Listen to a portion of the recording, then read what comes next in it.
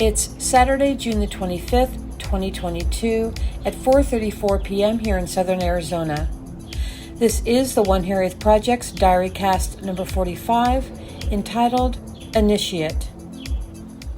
For those who watched the One Hiraeth Project's DiaryCast number 44, you heard me talk about a moment of divinity where I actually had to stop while walking along Mission Twin Buttes Road in order to hold my own, so to speak, while having this inconceivable experience of my form breaking down into minute particles and pulling back into a singular element of density, like a subatomic 0 point of origin. Then feeling that process reverse into what I attempted to describe as myself projecting back into its current state of physical beingness. It all happened in an instant, but the awareness of it seemed to occur in slow motion. That experience had a long prelude of explanation that you can hear in DiaryCast 44 that may help you to understand the whys behind this occurrence. But whether you believe it happened or not, or you think I read too much science fiction, I'll accept your position. However, with this adventure in mind, I continue. If I now know that I can pull back and project forward, if I believe in multidimensionality, if I consider the many interactive worlds theory, tachyons, prism refractions and such, dare I experiment further? Are there ethical or moral considerations in just dipping my toe in those waters? Where will I end up? And how might that impact those here? Those there? What do I need to ponder before I take such actions? Well, that's where my head is right now. And here's what I know. I know we are each on our own journey. Within that journey, we have choice. Those choices guide us along our path until we come to an approaching crossroads where choice, again, presents. I know that offering advice to another is not a pursuit worthy of my attention. Being alongside another to extend options by means of sharing objective data, when asked and only when asked, is as fair and appropriate as I'm willing to invite. Anything beyond holds therein a type of influence, and such influence can only be subjective by its nature, even if given with the highest good of another in mind. We all have our own unique perspective, and like it or not, our singular view can be reduced by observation to the hosting of an agenda in the way we envision life, be it with awareness or not. What works for us may not be in the best interest of another, no matter how much we believe otherwise or open-handedly propose it in good faith. That includes advice in the face of contrast or challenge that one comes up against that at the time seems unfair, unjust, or unduly burdensome. I have been able to look at past events that have held great weight of negativity, lasting months or even years, that in retrospect demonstrated a purpose that I could never have envisioned while standing in the space of it. One leading me exactly where I wanted to be, or guiding me through a labyrinth of pain so as to teach or show me a doorway into a deeper awareness of life that otherwise would not have been available to me. I know I'm more than my body. I know I'm more than what we refer to as a soul. I know that as humans, we do our best to understand that which occurs around us through labeling, metaphor, and deductions to assist self in the ever-flow of understanding. Without such deductions, forward movement would be stunted because it takes the establishment of set points of reason upon which to measure current and future observations, ones leading to our ability to make sense of this reality at any given point in linear time.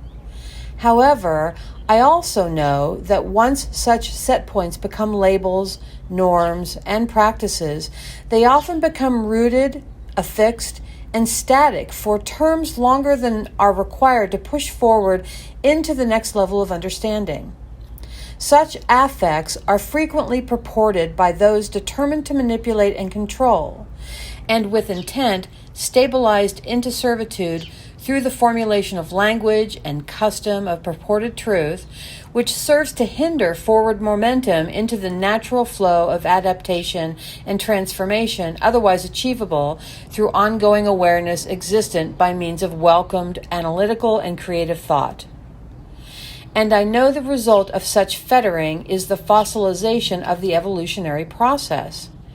That is why possibilities alchemized with tempered probabilities is my drink of preference. So, in a world, a universe, a cosmos, where constructs and standards are breaking down right before my eyes, and one where I converse with consciousness and intelligence that most consider non-existent, where the energy of form and formlessness interact with me every moment of every day in ways most believe impossible, and where I have experiences many that I can only define as outside of time, what is the most appropriate next best step? Well, let me start with this. I care not if others believe my experiences are actual or mere musings of the insane. I have retained my composure, my functioning cognition, my ability to operate within the walls of acceptability while simultaneously frolicking outside of them, and I remain grounded in all ways identified as normal while vibrating in a field of frequentiality, all along knowing I am here and there at the same time. So what then follows for one like me? Dare I experiment with the next movement in the composition of human evolution? One where I exist in a formless state of 0 point while retaining density in this reality of form? Where are the ethical boundaries, the moral ones? Or are ethics and morality a construct of balance existent in this space-time universe alone? What I do know is this. I hold true and fast to the concepts of ethics and morality, honor and integrity, humility and decency, and I feel such principles offer the human race the most viable possibility of reaching a neutral state of beingness that forges momentum into a limitless spiral of future growth and potential.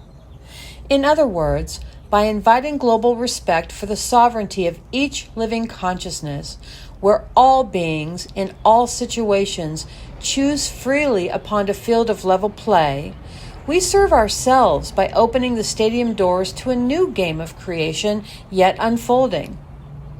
I still don't know what my next experiment will be, or how I will determine what is the best first approach considering my belief in multidimensionality, and opening to theories such as many interacting worlds, the existence of tachyons, and the use of prism refractions of light and sound in such choice.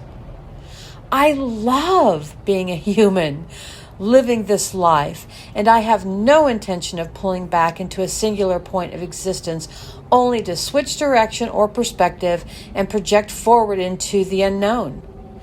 This life is a gift, one I'll demonstrate the grace of with a soul what if.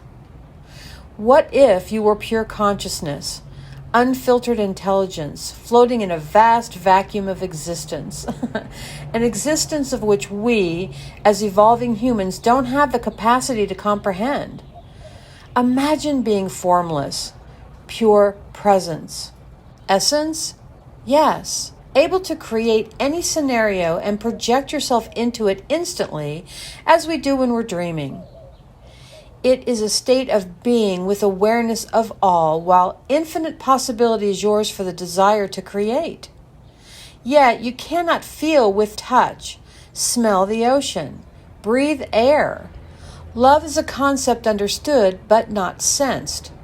Pain is a postulate known but not available. If you could have physicality, knowing transition back to pure consciousness was a given, wouldn't you relish the idea of becoming form in a world physical? Wouldn't you view it as a gift no matter what adventure you selected from the list of scheduled programming? As I see it, that's us. All of us. We were and will be again this unfiltered intelligence, a soul, as we label it, and we have been afforded the gift of physical life. I want to live this life for as long as it lasts, no matter the level of good or its opposite that occurs along the way. Life is a theater where we are all players, living out adventures infinite. That's somewhere I want to be seated until the curtain falls. As I venture forward, I do know this. I will dip my toe in the temperate waters of possibility, one unconditional step of love at a time. And for this week, I will leave it there.